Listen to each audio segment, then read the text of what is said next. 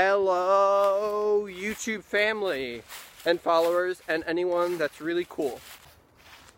I'm here at a new spot. You probably don't know this place yet, unless you follow me on Instagram. This is Dirty Dan's Dirt Jumps. I'll give you a full look. So this place is a bigger set of jumps. If you don't follow me on Instagram, go over to Join Trails 2020. It should be pretty easy to find. I have more stuff on Instagram than I do on YouTube, but this is my YouTube channel. As you can see here, there is a kind of big step up. This is not as big as we're going. We're going to go bigger than this, probably a few feet higher. We're going to build a big roll end over there. So it's going to go there, then over that, and we're going to move all this dirt onto that landing. And we're gonna jump from basically where that pipe is, that'll be the top of the lip, to over there. So that landing has to get built up too. And there used to be a ton of stuff over here. If you can see over there, there's like a big tree stand. And there used to be like high skinnies all over the place here. But we haven't ridden here in a while, so I'm redoing it. So this place is going to be awesome.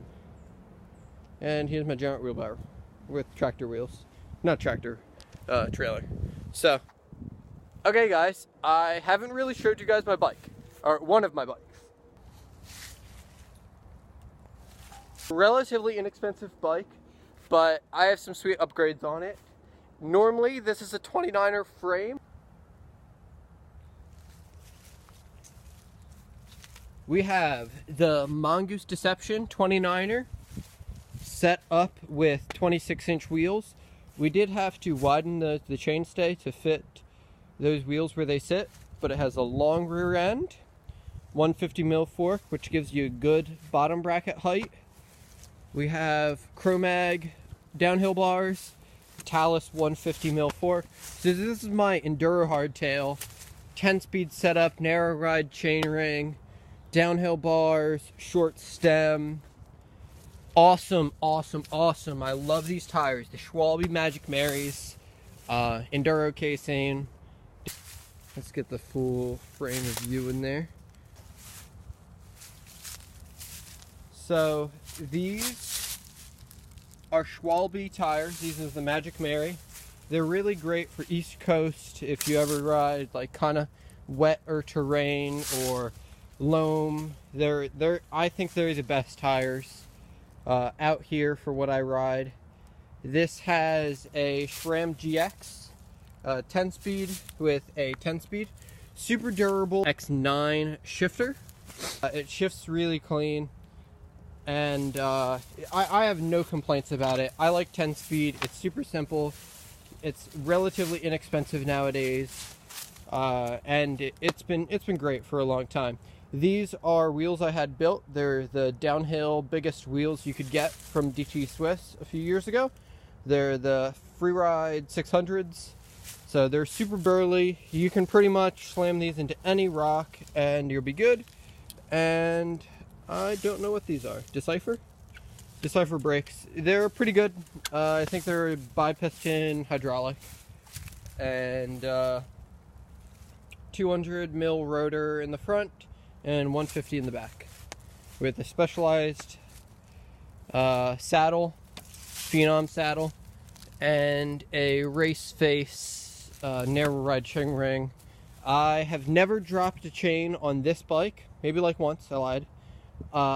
It works really good. If it was a full suspension bike, I would probably also have the chain guide, but for this bike, it's perfect for me. And Cro-Mag bars. These are 800 mil wide. I should probably have caps on there, but I don't. P-Series grips from Specialized and P-Series stem from Specialized. That is a Fox Talus that's probably like 10 years old. I had it rebuilt. I had a different internal put in it. So it's just two settings now. It's a 150, 130 with lockout. It's an air shock. I had it painted, or I painted it. It's like a teal with orange flake. I got Specialized boom slang pedals. These are great. They're super wide, super grippy. Short stem, really grippy. Grips. Cool custom painted fork. Colored cables. This is a 10-speed setup, so we have a GX and X9 shifter. It's the inexpensive budget way to do single speed with a race face. What is that? An Atlas narrow ride chainring and huge boom slang pedals. If you ever need anything, get really good pedals. Don't worry about your derailleurs. Don't worry about your tires. Don't worry about anything but your pedals. Just get the best pedals you can. Get something wide, and you're gonna just enjoy your bike so much more. I love this bike. It's just great. Yes, you can put 26-inch wheels in this bike. This was pretty much cross country with like 100 mil suspension, but with some upgrades, you can take a really cheap bike and make it like really, really great. It was tight fitting. These tires in here, I did have to take it to a friend's shop. So you really should not put these wheels in this bike. We did have to do something not great to get these wheels and tires to fit. We did have to make the in here, the inside the chain stays a little bit wider, kind of with a hammer. So I don't really recommend it, but we were really careful not to crack it. We just kind of moved back where the tire opening was. I really like how long the rear end is. It wheelies really good. It's hard. I have looped it out, but it's harder to loop out with the long fork. It brings the bottom bracket up a little bit. It's a low bottom bracket still. Whoa! But it's really great, especially for riding around here. Hardtails where it's flat are just like really, really great. You can really pedal into flat berms and shred. It's just direct, like, grip. You don't get any pedal bob. It's just great, especially with those Schwalbes. Like, they lock into like everything. Like, they're just so grippy. So it is relatively short in the cockpit, but it fits me well, especially for like someone that's not a huge frame, that's like 5'11" or whatever I am. So I really like it. So yeah, that's my bike. Thanks for looking at it. So yeah, that's my bike, or one of them. Don't be afraid to make something custom, basically.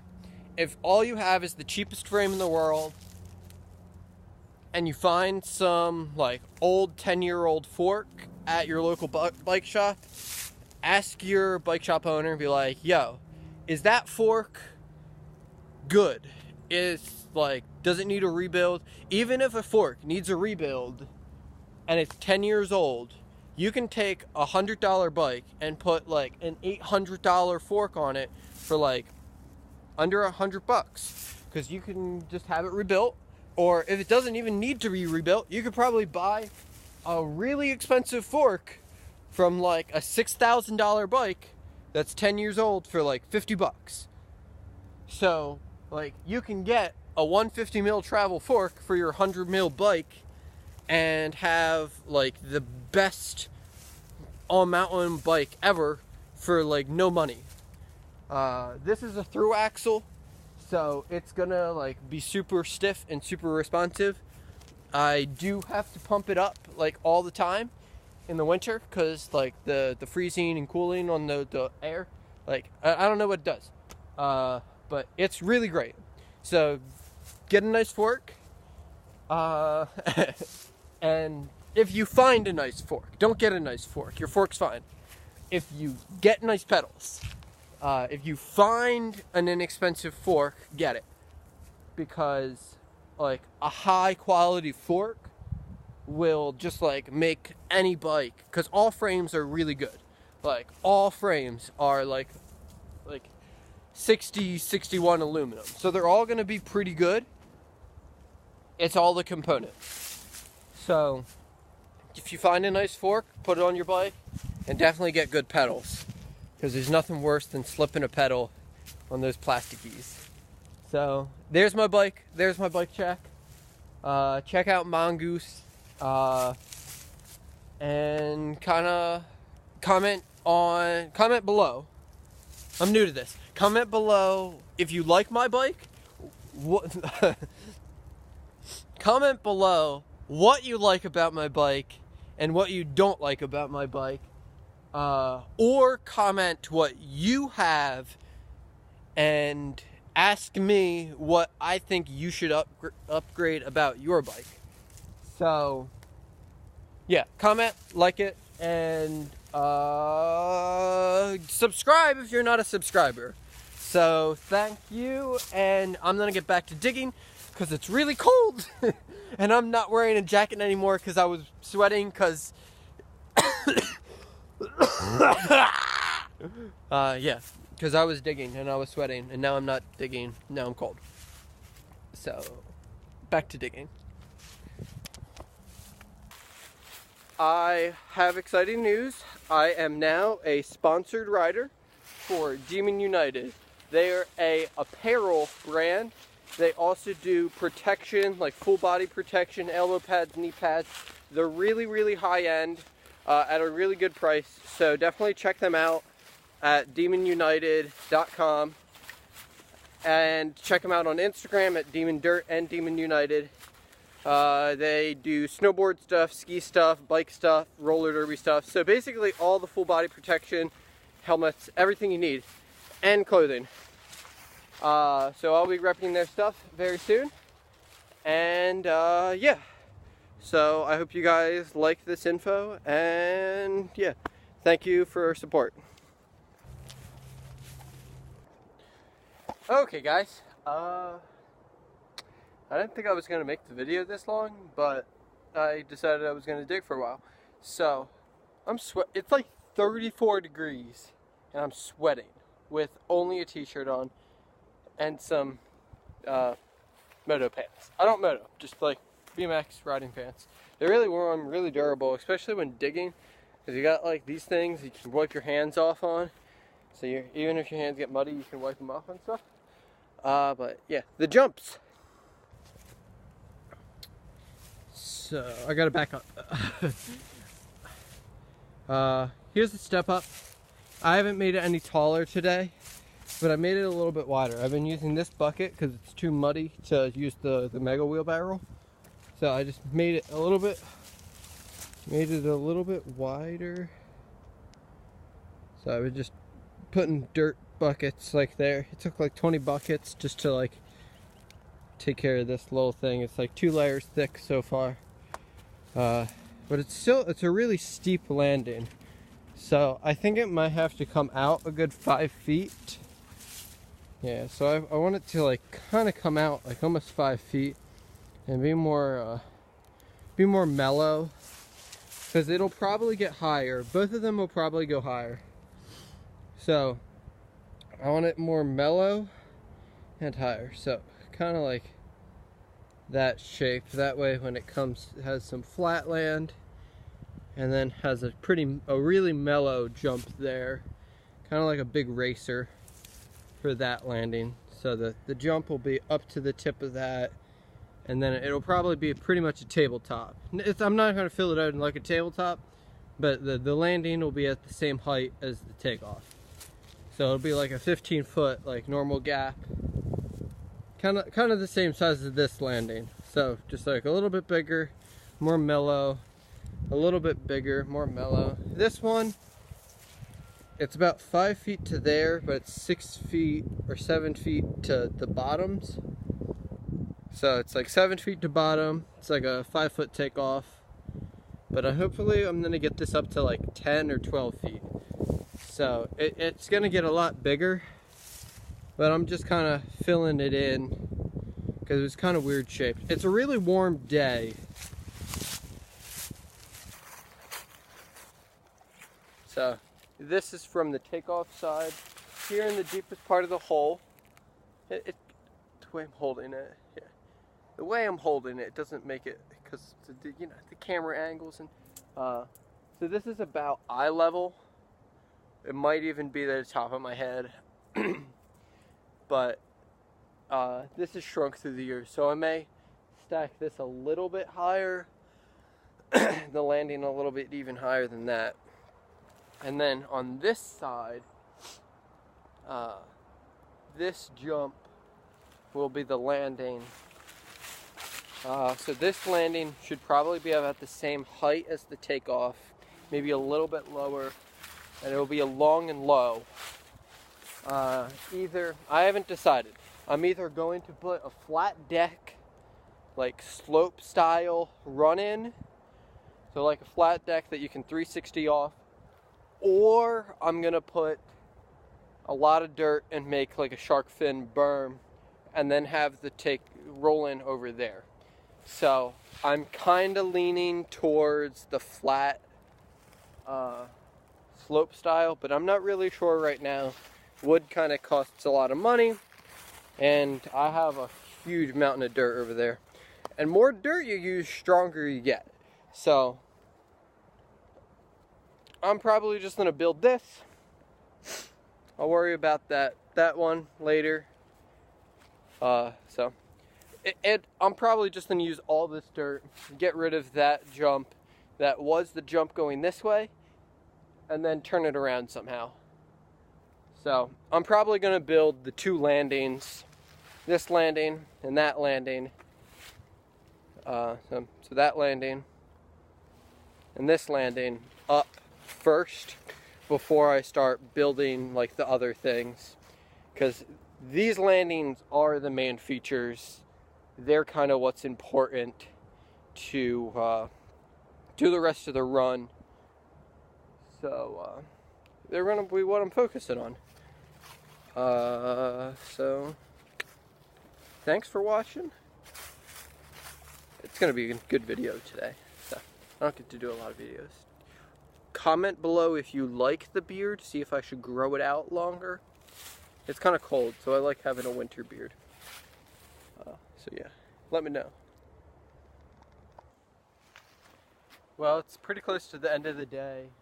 Got this built out. It went 3 feet out and about 4 inches out up top, which gradually gets bigger.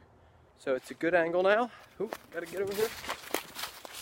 So it's a pretty good angle now for a landing, but it still needs to be bigger because that jump is above that landing, which means that landing needs to be up here. So a lot of dirt to move, but thanks for watching this video, and have a good night, everyone, or a day. Yeah. So thanks for all the support, guys. I really love how you guys have been liking, commenting on all my stuff on Instagram and on YouTube. And I am super happy to be a sponsored rider now. I've been working so hard to get there. And I'm really happy that one of these brands finally saw what I've been doing and wants to like support me.